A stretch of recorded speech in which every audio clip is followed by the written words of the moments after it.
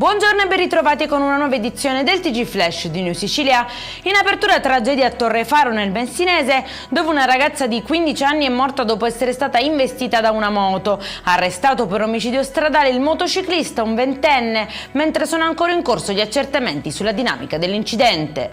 Arrestato un 31enne per la presunta violenza sessuale denunciata da una donna di 35 anni dopo il concerto di Radio Italia a Palermo. La vittima ha raccontato di essere stata aggredita alla Cala alcune ore dopo l'evento. L'uomo è stato rintracciato poco distante dal luogo dei fatti. Le indagini sono in corso. Sfondano la vetrata di un ufficio postale con un'auto rubata e portano via 100.000 euro destinati al pagamento delle pensioni. Determinanti le immagini delle telecamere di videosorveglianza che hanno permesso di ricostruire il colpo e individuare i presunti autori. Si tratta di 3 palermitani che sono finiti in manette. Armi da fuoco, munizionamento da guerra e persino 2 bombe a mano nascosti in un casolare delle campagne nel Siracusano. I carabinieri hanno arrestato un 50enne di origini francesi trovato in possesso di un fucile, un revolver, numerose munizioni e altro materiale sequestrato.